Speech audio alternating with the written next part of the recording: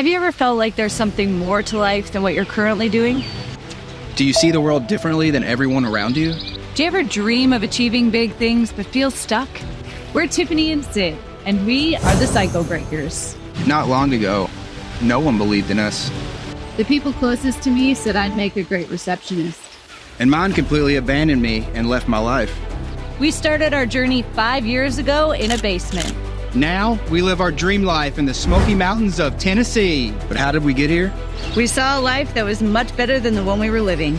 And broke through the blocks that hold most people back. Like self-sabotage, crippling self-doubt, and the fear of rejection. But we knew we were made for more, so we bet on ourselves to make the life that we wanted. And jumped into a life dedicated to breaking old cycles and patterns. And now we live on 97 acres in the Smoky Mountains. We travel the world speaking on stages, and we help a small army of people break their cycles as well. We're the Cycle Breakers, and we break through blocks that are holding most people back so we can go live our dream life. Welcome to the Cycle Breakers Show.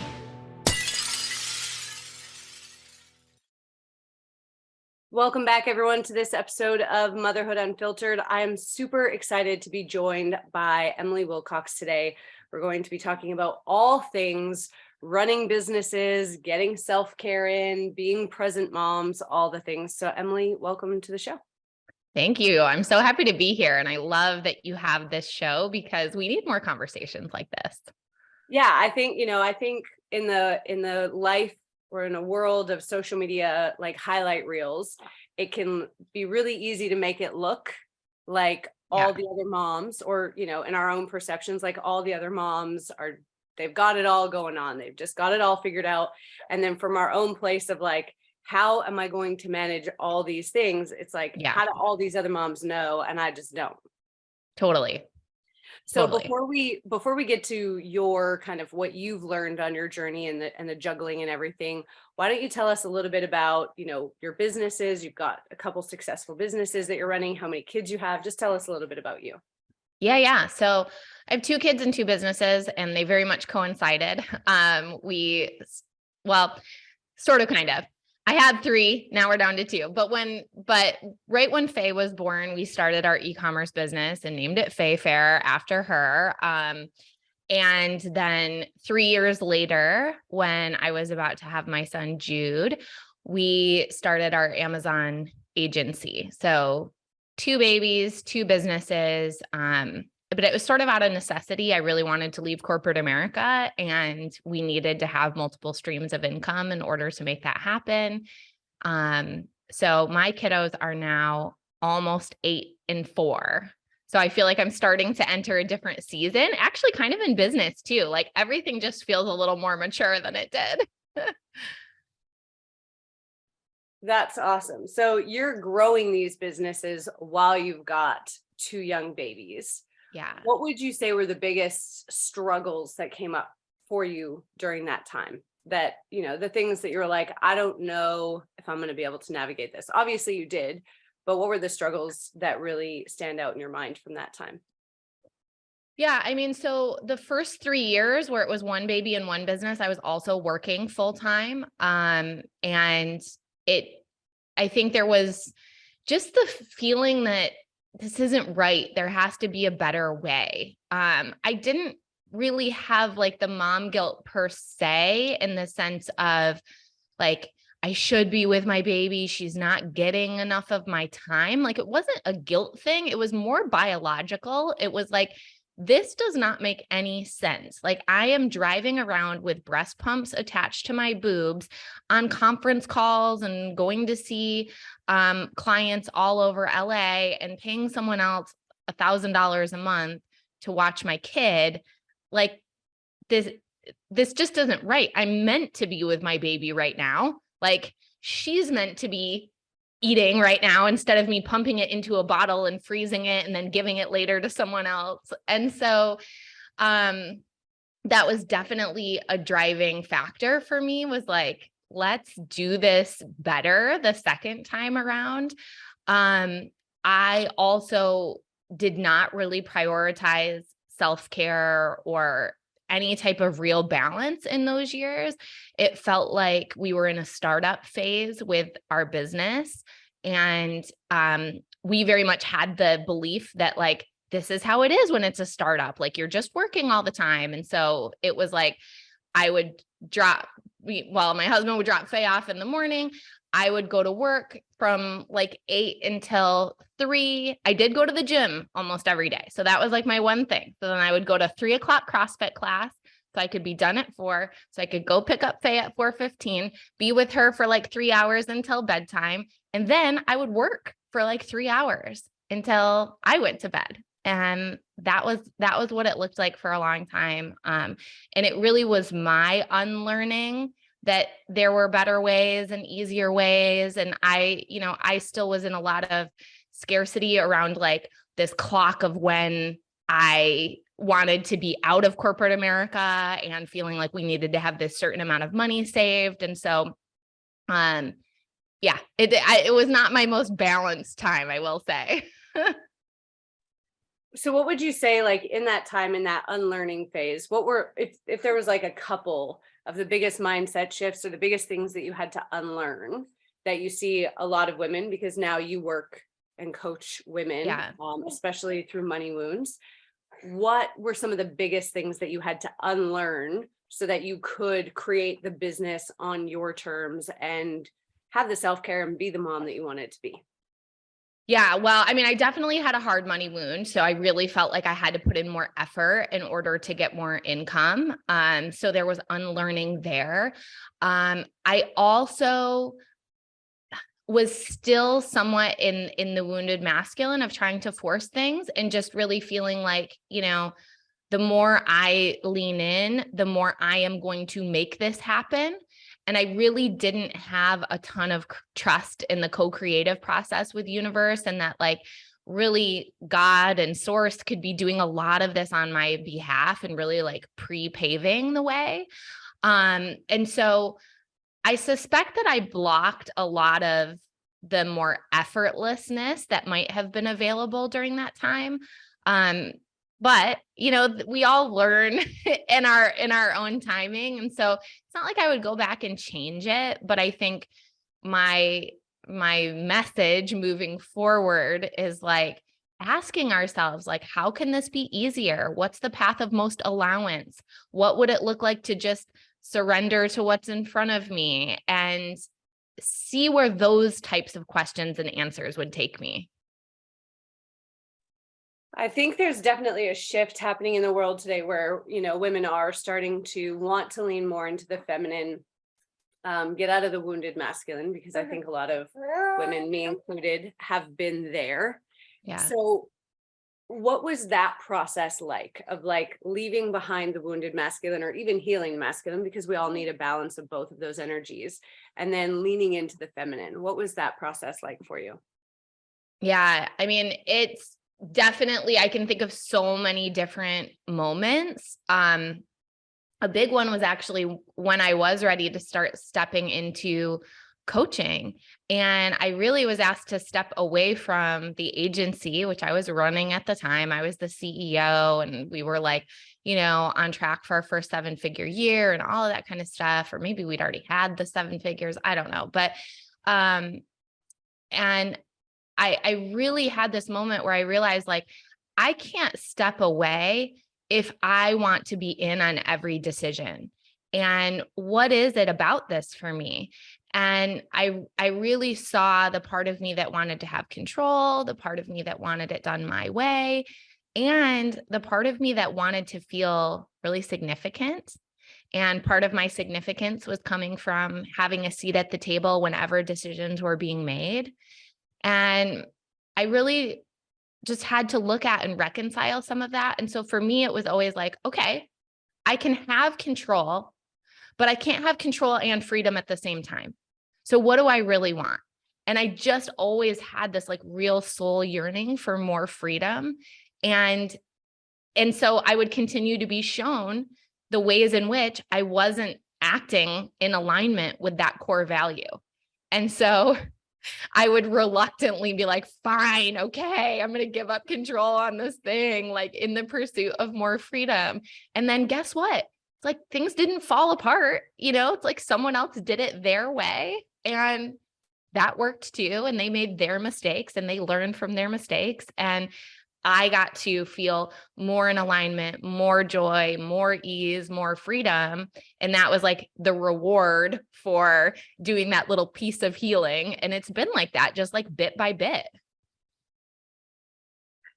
I think that's such an important part for women to understand is it's not like this, like one, you're going to do one session or one series of sessions and it's, you're going to come out the other side shiny. It's like, Yeah. it's like we chip away like a little piece at a time.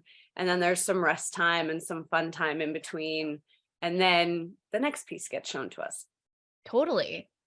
Yeah. And like, what a gift, honestly, because I feel like if we were to like really have to look at all of our ish all at the same time, it probably would completely like blow our brains apart and like freak out our nervous system in a way that's not helpful. And so it's like part of the reason that spirit gives us the breadcrumb trail is because we're really just meant to like do the one piece that's in front of us and then trust that there will be an unfolding. And I think almost even that race to healing is still that wounded masculine that we're talking about. Like the part of us that wants to like check that box and say that we're done. And like, I did this massive gnarly healing session and now I'm like totally done with that.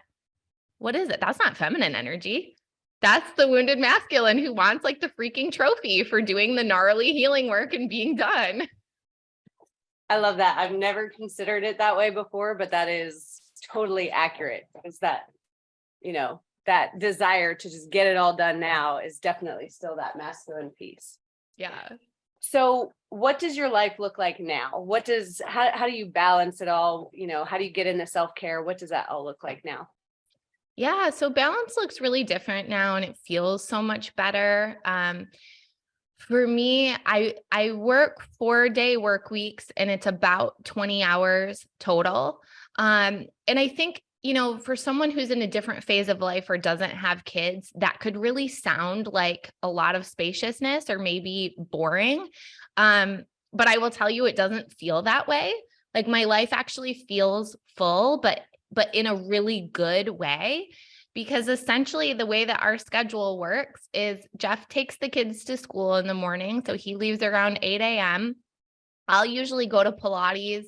I try to go like 7 a.m. to 8 a.m. So I get home at 8, I take a shower, do makeup, make coffee, meditate, and then kind of 9 a.m. might be at my desk starting like a call or a meeting or what have you. And so then I'll work from 9 until 2 and then pick up the kids from school. And then we've got lots of extracurricular activities. So they're in jujitsu and softball and t-ball and winter soccer and basketball and what else? Violin. But like Jeff and I intentionally chose that and it feels really good. And we get so much joy participating in the kids' activities. Like a lot of times the whole family will go to phase softball practice. And it's like, we're outside, we're at a park and Jeff will be helping the coach. And then I'm over with JJ with a bucket of tennis balls, throwing him pitches so he can practice hitting. And it's like, I don't want to be anywhere else than here. It's like, this is the season where my kids are little and they want to be actively involved with us. And so that's kind of what it looks like. On Wednesdays, I don't book any calls or meetings. And then that's my day for all the random appointments. If the dentist is like, okay, when do let's make your 6-month appointment. I'm like, any Wednesday. And it's like, I just know it's going to be clear and I'm not having to juggle it. And then it just gives me that space in the middle of the week to really tap into what I want. Traditionally, a growth edge for me has been not working. And so those Wednesdays used to be really hard and it used to feel really stretchy to allow myself to not work.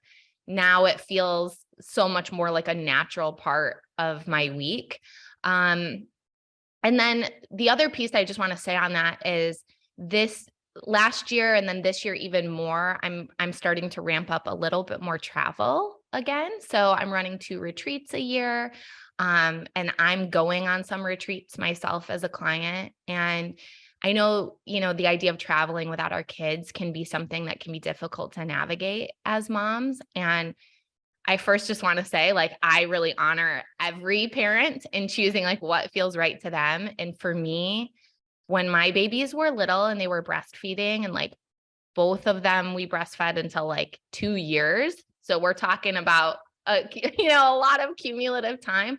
I really didn't want to leave them. Like, I just didn't. And so in that season, I said no to almost everything. I did not do a lot of travel. And now it's feeling really good to actually like model for my kids what it looks like to do the things that I love. They're excited for me to go. They're like, have the best time. When I come back, they want to hear all about it. And, like I talk to them about the spiritual stuff and what it was like and how I feel afterwards and why I do it. And to me, that also just feels like a really good and important part of motherhood, which is like, especially showing my daughter what it looks like to be a grown woman and to take care of yourself and prioritize your own needs.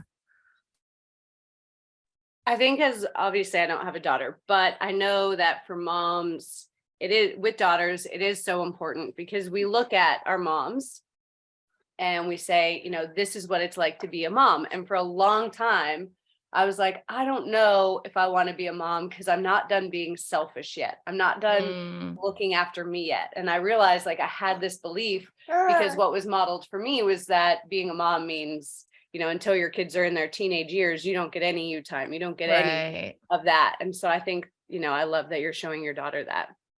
Yeah. And I think, even with sons, right? What JJ is seeing is that Jeff is a very active parent and super actively involved, and he doesn't guilt trip me for leaving. He's super supportive. He's like, mom's going to do this thing and we're going to have fun while she's gone.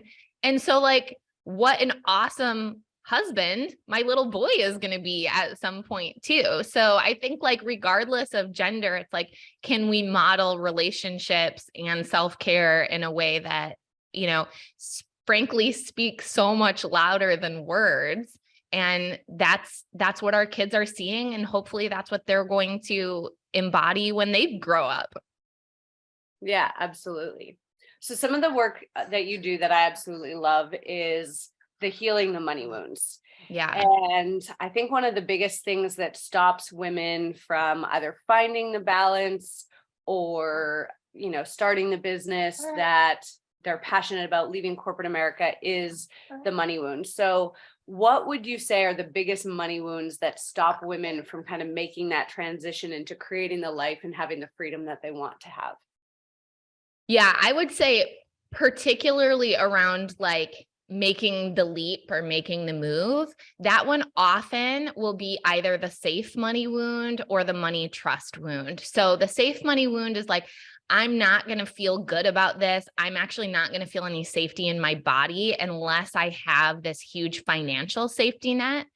And the problem is often we just don't have it. Like, we might have 3 months of runway, but that's not enough time to actually feel good and feel safe leaping from one thing to the next. And how are we going to create it if we're also denying ourselves what we really feel like we're meant to be doing? So it's kind of this chicken or the egg thing. And part of the work that I guide women back to is that safety is really an inside job, and we can create safety independent of our financial situation. And then it actually allows more money to flow because we stop having that hoarder energy around it, where it's like, we can't spend any of it. We've got to squirrel it all away. We've got to keep every little nut that we have because it's going to be a long winter, kind of a thing. And then the other one is the money trust wound, which is like, I just don't trust myself to make sound financial decisions. And often when we have this wound, although in our minds there's a lot of evidence to support it, it's very easy for me to poke holes in that evidence. It's like, the evidence is you made a bad investment at one point in time. Well, welcome to the club. Like, every freaking entrepreneur on the planet, and probably even non-entrepreneur, like, we've all made bad investments. That's just like part of life and part of learning. And the difference is, some of us didn't make it mean that we shouldn't ever be trusted with money and making financial decisions, right? And sometimes it's even quote unquote sillier than that. Like, you remember losing like a $20 bill that you got in a birthday card when you were a kid, and your parents like really scolded you for that. And were like, you got to really make sure that you keep an eye on your money. And they kept reminding you about losing that money. And it just created this story in your head that you just weren't good with money and that you might screw it up. And so that can really prevent us from making those bolder moves too, because it's like, we're kind of waiting for somebody to grant us permission, for somebody to take, the responsibility for that decision. Like, what if this goes sideways? I need someone else to really like be on the hook for it, because I just don't trust myself. And, when we start to heal that, we build up a little bit of self-trust, and we get to the point where like, okay, if I'm being drawn to this, I'm being drawn for a reason, and I can actually trust my intuition, and I can trust myself. And my list of evidence of where I've been financially responsible is actually very long and sound too. That going through your money wounds course has like completely changed how my relationship with money is. Which is important to me because, my money wounds are gonna, if I don't heal them, then they'll be passed along. So Yeah. I highly recommend people check out your work there. Before we wrap up, if there was one message that you could leave with women listening to this podcast today, what would that message be? Don't be hard on yourself. You're doing a really, really good job, probably a better job than you think. I was joking yesterday on my Instagram stories where I built this complicated marble maze thing with my 4-year-old. And I was like, quick, somebody get me a mom trophy. And it's funny because it's like, there's no mom trophies, but like every day we're doing these things that like are really awesome. And we're making memories. Like, it's making me tear up because it's such a small, simple thing. And my son might not even remember it. But the accumulation of all of that time that we're spending together and like pouring into that relationship with each other, that is the prize. And no one's going to give us a trophy for that. So we have to give it to ourselves. So like really finding those moments in the day when you can just pat yourself on the back and be like, I'm giving myself a mom trophy, man. Like, I rocked this day. My kids are fed, they're bathed, they're clothed. Like, we had a really sweet conversation, or they opened up with me about something, or they had really big feelings and I did such a good job of holding space for them. Like, those things really matter. And often the only person that could give us feedback on that is our kid, and our kids are not meant to be the ones patting us on the back. So guess what? We get to do that, and we get to be our own biggest cheerleader. And I really think you're doing an awesome job, and I will give you a mom trophy. Awesome. I love that. So mom trophies for everyone listening. Yes. Beautiful.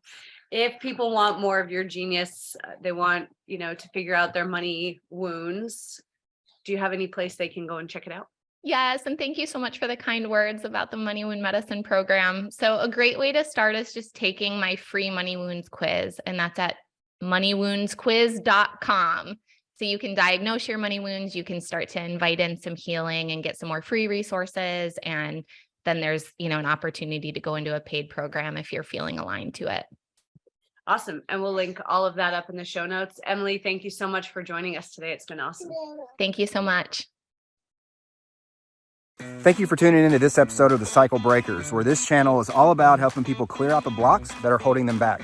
We have a free gift for you, and that free gift is called our 7-Day Nervous System Reset. The 7-Day Nervous System Reset is where we help you calibrate your nervous system so you can go out there and control your emotions and start to take more control of your life, helping clear the blocks that are holding you back so you can start stepping into that dream life. It's absolutely free, and you can grab it down here in the description. And remember, our friends, let's dare to heal.